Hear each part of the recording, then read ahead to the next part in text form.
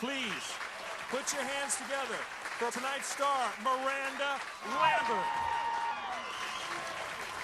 Hey, y'all. We're just excited. We're laid back, and we don't really have a plan, and we're going to have a good time.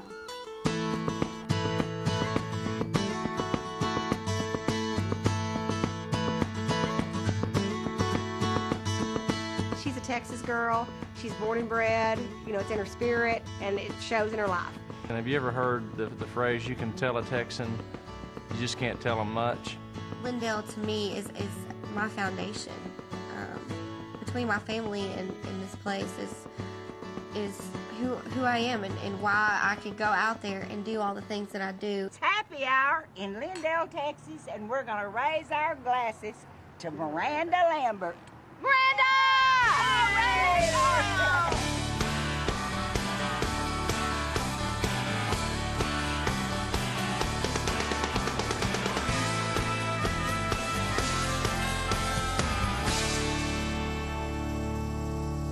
I get to travel all over the country, all over the place, and go to some amazing places and meet amazing people and you know, be a country music star. And it's my dream. I'm living my dream.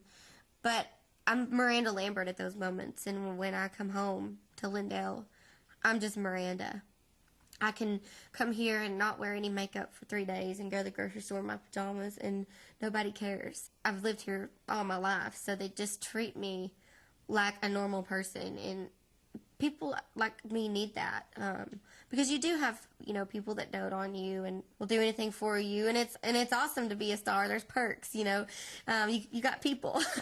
But at home, it's like, you know, my mom leaves the dishwasher for me to unload when I come home. I'm very down to earth, and I think it's because of the people that I was raised around and the way that I was raised.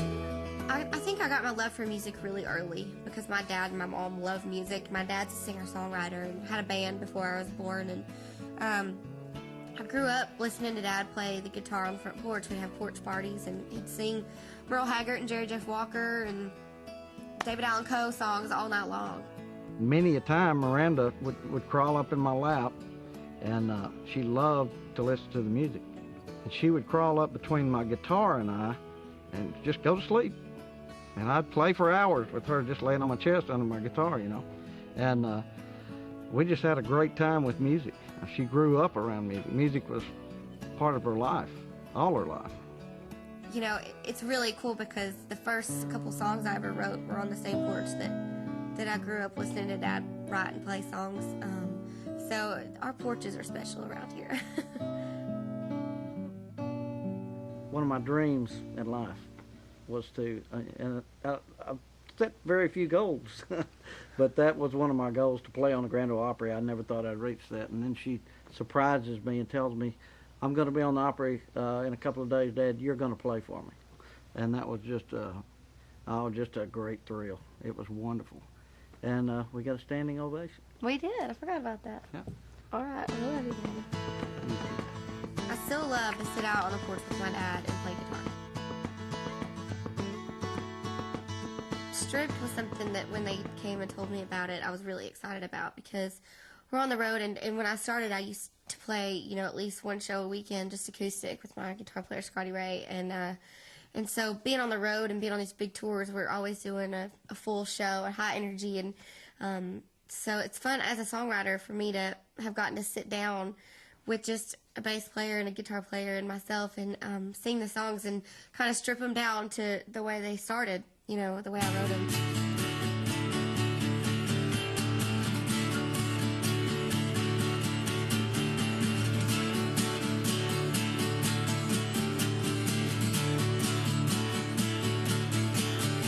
Well, I'm waiting on the sun to set, 'cause yesterday ain't over yet. And I started smoking cigarettes, there's nothing else to do, I guess. Dusty roads ain't made for walking, spinning tires ain't made for stopping. I'm giving up on love, 'cause love's giving up on me. Well, I gave it everything I had, everything I got was bad. Life ain't hard, but too long, living like some country song. Trade the truth in for a lie. Cheating really ain't a crime, no. I'm giving up on love, 'cause love's giving up on me.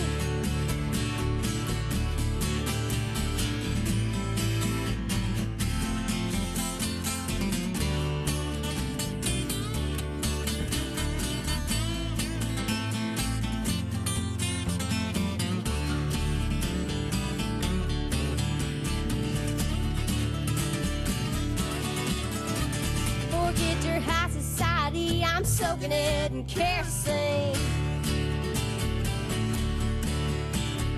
Light 'em up and watch them burn, teach 'em what they need to learn. Ha! Dirty hands ain't made for shaking, ain't a rule that ain't worth breaking. Like giving up on love, 'cause love's giving up on me. Well, now, I don't hate the one who left. You ain't hate someone that's dead. Well, he's out there holding on to someone. I'm holding up my smoking gun. Now I find somewhere to lay my blame. Day she changes her last name, yeah. I'm giving up on love, 'cause love's giving up on me. Well, I'm giving up on love, hey, love's giving up on me.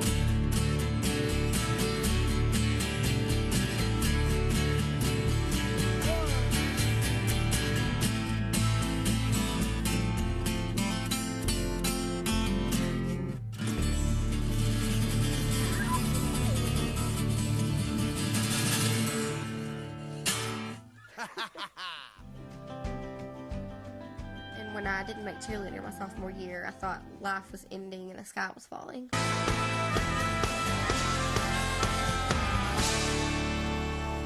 Lindale is important to me because it helped define who I am as a person. I think the wonderful thing about Lindale is it's a small town. And a small town gives you such a love of nature and of people. Miss Caldwell is probably the reason that I'm able to talk to you on camera because I used to be really shy. I mean, it's hard to believe now because people can't get me to shut up these days. But I first met Miranda when she came into my classroom as a freshman, and she was in an honors speech class. I was like the only freshman in the class, and there's no room in any other class. I just got thrown in there. And she was terrified to get up and be in a debate. I was just scared to death to talk in front of the class, especially the seniors. Miranda had been crying all night because she thought, I cannot do this. And her mom said, I don't know what to do. I think we better let her drop the class. Miss Caldwell just looked at me in the eye, looked my mom in the eye, and she said, she can do this. She can do this. She wrote me the sweetest letter about how it had influenced her, and it touched me so much. Miss Caldwell really, really believed in this shy little freshman girl, and now I'm up on stage in front of hundreds of people every night, and I'm totally fine. So I give her that credit. I first met Miranda, we were in 3rd grade, and in Lindale we do this big production and it's called Coronation, and we were both up for Duchess, and it turns out that I won, but Miranda was such a good sport about it. She called me that night and congratulated me and was just very, accepting that she didn't win, but she was really happy for me. So it kind of all started from there. We were inseparable all through school, pretty much. She's the reason I passed most of my classes. Stacey is the epitome of someone that I want to come home to when I come home. She is somebody that loves me for Miranda, not for Miranda Lambert. She's so proud of me, but she's also like, I knew you in 3rd grade. One of our activities that we did from when we were very young was cheerleading. So we would always cheer at football games and just hang out. We would ride 4-wheelers together, and we were both kind of tomboys, so we've just always been close. And we always had a good time, no matter what we did. And it was just so laid back and just wasn't a care in the world. I was the maid of honor in her wedding, and her husband was Gavin. He was in my 1st grade, 2nd grade, and 3rd grade classes. It's cool to have somebody in your life that loves you for back then and will after all this is over. My nanny, I made up nanny when I was little. I don't know why, but that's stuck with her ever since.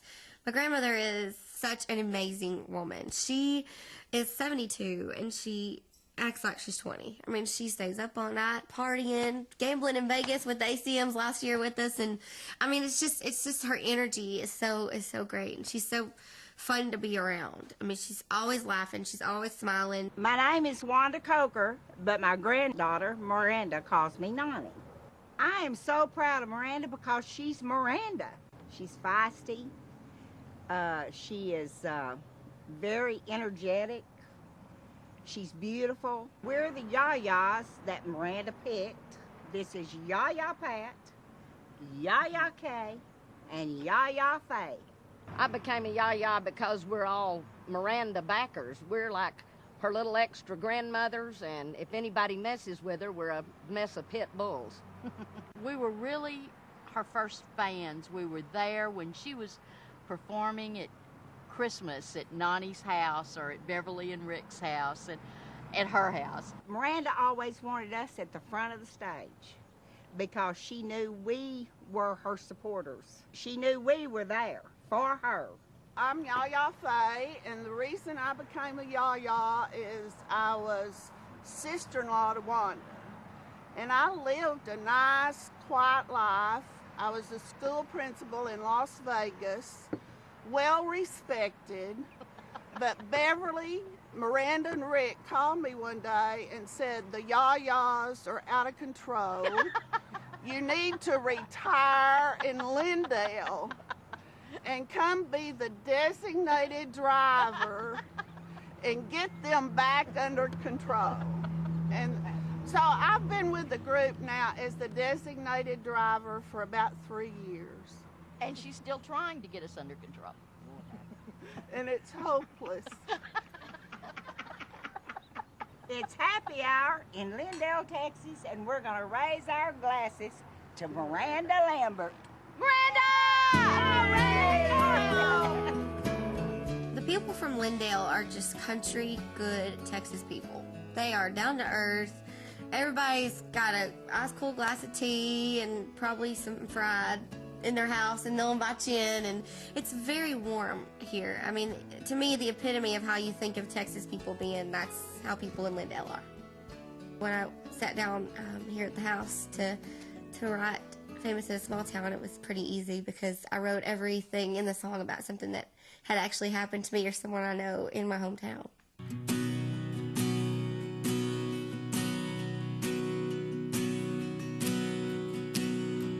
They say life is so much sweeter through the telephoto lens of fame. Around here you get just as much attention cheering at the high school football game. I dreamed of going to Nashville,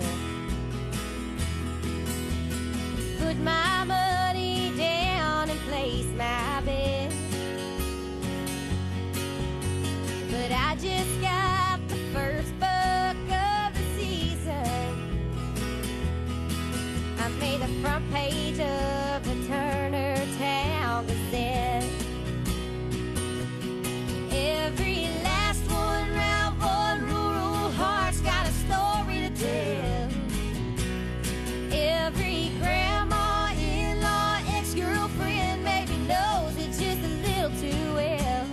Whether you're late for church or you're stuck in jail, hey, word's gonna get around. Everybody dies famous in a small town. Well, Tyler and Casey broke up. It ended pretty quietly. We heard he was caught